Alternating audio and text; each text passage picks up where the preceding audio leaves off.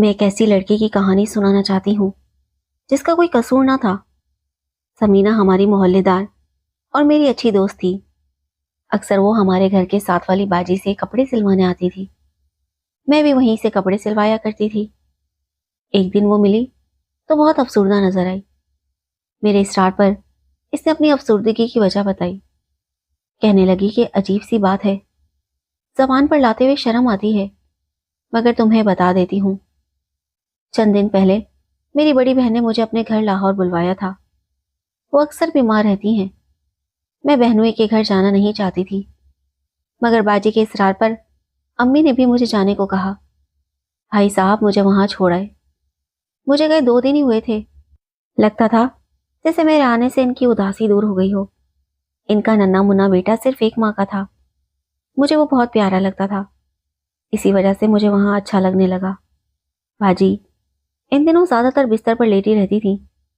گھر کے کام کاج میں ملازمہ کے ساتھ ساتھ میں بھی ہاتھ بٹاتی تھی، کیونکہ ملازمہ دوپہر 3 بجے تک رہتی تھی۔ اس کے بعد گھر کی ذمہ داری میری ہو جاتی تھی۔ باجی کو سے پہر کے وقت بہت آرام ملنے لگا تھا۔ ایک دن باجی اپنے کمرے میں سو رہی تھی کہ بہنوئی صاحب دفتر سے آ گئے۔ شام کے قریب 4 بجے کا وقت تھا۔ میں نے کھانا گرم کر کے دیا، پھر انہوں نے چائے کی فرمائش کی۔ چائے بنا کر دی تو کہنے لگے کہ آؤ تھوڑی دیر میرے پاس بیٹھ جاؤ، گپ شپ کرتے ہیں۔ میں نے کچھ خاص نہ سوچا اور ان کے پاس بیٹھ گئی۔ اچانک انہوں نے میرا ہاتھ تھام لیا اور الٹی سیدھی باتیں کرنے لگے۔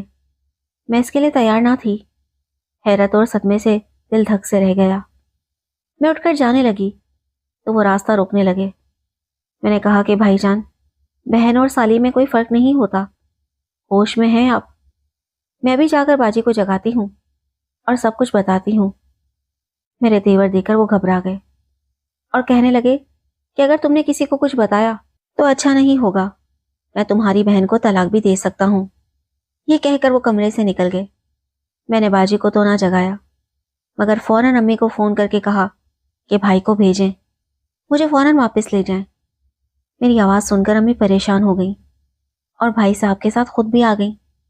میں نے باجی کو کچھ نہیں بتایا ان کے شوہر کیسا کردار رکھتے ہیں، مگر اس دن سے مجھے بہنوئی سے سخت نفرت ہو گئی۔ اب میں کبھی بھی باجی کے گھر نہ جانے کا فیصلہ کر چکی تھی۔ یہ سب بتاتے ہوئے سمینہ کی آنکھوں میں آنسو بھر آئے۔ وہ اپنی بہن اور ننھے بھانجے سے بہت محبت کرتی تھی، مگر بہنوئی کی فطرت جاننے کے بعد اس نے خود کو ان سے الگ کر لیا۔ میں بھی یہ سن کر حیران رہ گئی کہ آخر دنیا میں کیسے کیسے لوگ ہوتے ہیں، آخر انسان کس پر اعتبار کرے۔ اس واقعے کے بعد سمینہ نے کبھی اپنے بہنوئی کی شکایت کسی سے نہیں کی، صرف اتنا کرتی کہ جب وہ لوگ آتے تو ان کے سامنے آنے سے گریز کرتی۔ اس کے سوا اور کر بھی کیا سکتی تھی؟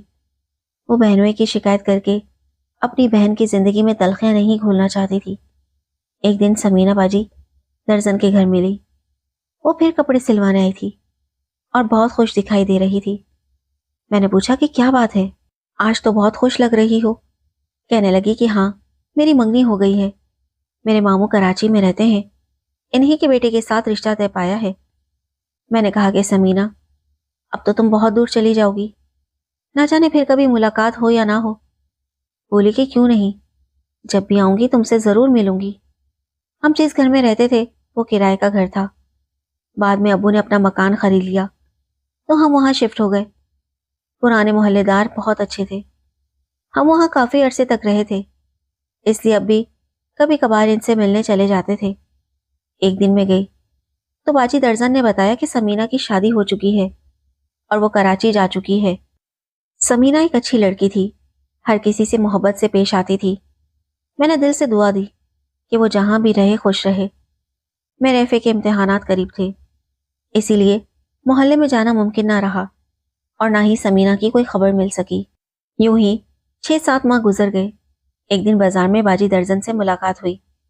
میں نے سمینہ کے بارے میں پوچھا تو وہ بولی کہ اس کے ساتھ تو بہت برا ہوا ہے، میرے گھر آؤ، پوری بات بتاؤں گی۔ مجھے سمینہ سے بہت محبت تھی۔ اگلے دن میں ان کے گھر چلی گئی۔ انہوں نے بتایا کہ وہ اپنے میکے آ گئی ہے، شکر کرو زندہ سلامت واپس آ گئی۔ اصل بات اس کی بھابھی نے مجھے بتائی۔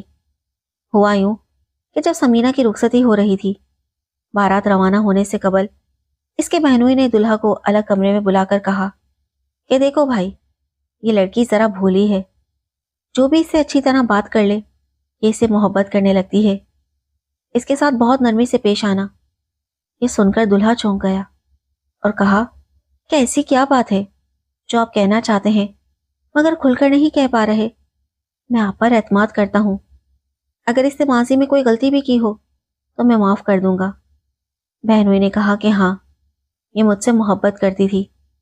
कुछ बातें ऐसी हैं जो मैं शर्म के मारे कह नहीं सकता, लेकिन तुम समझ लो कि ये बेवकूफ़ लड़की है। मैं चाहता हूं कि तुम इसे तलाक ना देना, वरना सास साहिबा को बहुत सदमा होगा। निकाह हो चुका है, अब इसको निभाना शरीफों का काम है। गर्ज ये कि दुल्हा का हमदर्द और दुल्हन के मुस्तकबिल का खैरख्वाह बनकर इस शख्स ने अख्तर के दिल में ऐसी आग लगा दी जो उम्र भर सुलगती रही। दुल्हा मियाँ ने खुद को एक अजीम इंसान साबित करने का वादा तो कर लिया, मगर तमाम रास्ते एक अनदेखी आग में जलने लगे। खुशियों का ये सफर एक अजाब की मानंद कटने लगा। सुहाग रात आई तो अख्तर के सब्र का पैमाना लबरेज हो चुका था। घूंघट उठाते ही वो समीना से उल्टी सीधी बातें करने लगा, माजी खोदने लगा, माफी के वादे करवाने लगा। बेचारी समीना तो हका बका रह गई, समझ ही ना पाई कि ये क्या फात टूट पड़ी है। दुल्हा मियाँ कस्में दे देकर पूछते रहे कि सच बताओ, दिल में किसकी मोहब्बत छुपा कर लाई हो, माजी में ताल्लुक किससे था। समीना रोने लगी। वो सोच भी नहीं सकती थी कि इसके साथ यूं सुलूक किया जाएगा। इसके बाद गोया अजाब का एक ना खत्म होने वाला सिलसिला शुरू हो गया। रफ्ता रफ्ता अख्तर ने समीना को जहनी अजियत दे देकर मफलूज कर दिया। इसके तमाम जेवरात छीन लिए, बरी भी ले ली। बात बात पर मारने लगा, हर बात पर शक करता, मगर असल बात फिर भी ना बताता, क्योंकि बहनोई ने कसम दी थी और अख्तर ने वादा कर लिया था कि वो इसका नाम कभी नहीं लेगा। एक दान पान सी लड़की के लिए ये अजियतें पागल कर देने के लिए काफी थीं। शोहर का तफशीशी रवैया रोज का मामूल बन गया था। इसने अपनी माँ को भी इसमें शामिल कर लिया। सास भी बहू पर तानों के तीर बरसाती, इसकी सख्त निगरानी करती। अगर समीना साफ सुथरे कपड़े पहन लेती या हल्का सा मेकअप कर लेती तो सास कहती आज किससे मिलने जा रही हो। इसे खाना भी कम दिया जाता। सारा दिन काम करने के बाद सिर्फ एक चपाती मिलती। अगर इसे ज्यादा भूख लगती तो सूखी रोटी पानी में भिगोकर छुपकर खा लेती। शौहर इसे इतना मारता कि जिस्म पर नील पड़ जाते। फिर कहता मैं तुझे जिंदा भी नहीं छोड़ूंगा और तलाक भी नहीं दूंगा, क्योंकि मैंने वादा किया है। 6 माह में ही इसने समीना को इस हाल में पहुंचा दिया कि वो ना जिंदों में रही ना मुर्दों में। कराची में इनके कुछ रिश्तेदार रहते थे।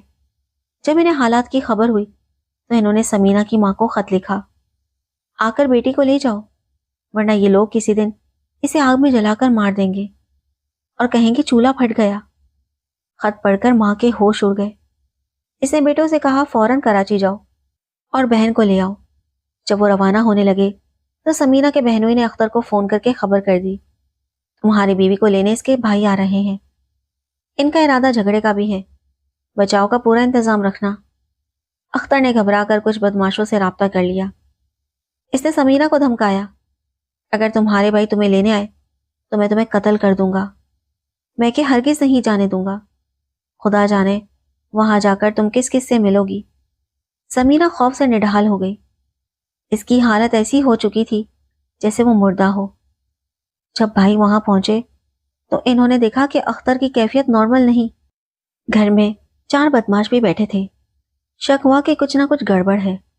वो अपनी खाला के घर चले गए जो कराची में ही रहती थी और फिर इनके साथ वापस आए। 2 दिन पहले अख्तर ने समीना को बुरी तरह मारा पीटा था और अब इसे चाय में नशा देकर बेहोश करके एक कमरे में बंद कर रखा था। भाइयों ने आते ही बहन से मिलने को कहा तो अख्तर ने कहा तुम लोग कौन हो, मैं तुम्हें नहीं जानता और समीना यहाँ नहीं है, वो तो भाग गई है। इस बात पर झगड़ा शुरू हो गया। किसी ने पुलिस को फोन कर दिया। पुलिस आई तो बदमाश भाग गए। अख्तर अब भी कहता रहा कि समीना यहाँ नहीं है, मगर भाइयों ने इसरार किया कि कमरा खोलो। पुलिस ने ताला तोड़ा। अंदर समीना बेहोश पड़ी थी। कपड़े अधूरे थे, दुपट्टा गायब, जिस्म पर नील थे। اور وہ اتنی کمزور ہو چکی تھی کہ خود سے اٹھ بھی نہ سکتی تھی۔ اختر نے پولیس کو رشوت دی اور وہ چلے گئے۔ بھائی بہن کو ساتھ لے آئے۔ کچھ دن بعد انہوں نے اختر سے طلاق کا مطالبہ کیا۔ کہا کہ اگر طلاق نہ دی تو تمہیں عدالت لے جائیں گے۔ تب اختر نے سارا واقعہ سنا دیا۔ میں سمینہ سے بہت محبت کرتا تھا، لیکن تمہارے بہنوئی نے مجھے رخصتی سے پہلے ایسی باتیں کہیں کہ میرے دل کا باغ جلا کر راکھ کر دیا۔ میرے دل میں ایسی آگ لگا دی کہ میں جنونی ہو گیا۔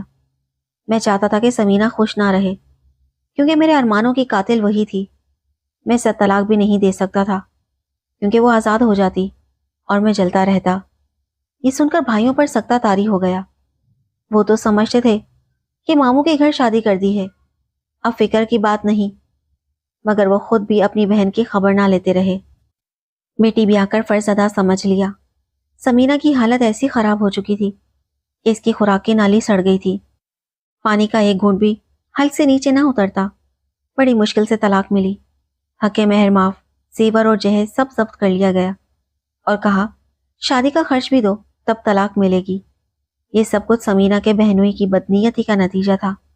اس لڑکی نے اس کا راز کبھی فاش نہ کیا، لیکن اس نے انتقام لے کر اپنی گھٹیا فطرت کا ثبوت دے دیا۔ اب سمینہ کو بھائیوں نے اپنے گھر پناہ تو دی ہے، مگر بہنوئی کے خلاف کوئی کارروائی نہیں کی، کیونکہ بڑی بہن کا گھر برباد ہونے کا ڈر ہے۔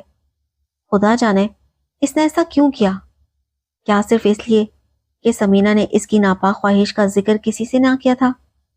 میں سوچتی ہوں دنیا میں ایسے لوگ بھی ہوتے ہیں جو دوسروں کو دکھ دے کر بہت خوش ہوتے ہیں۔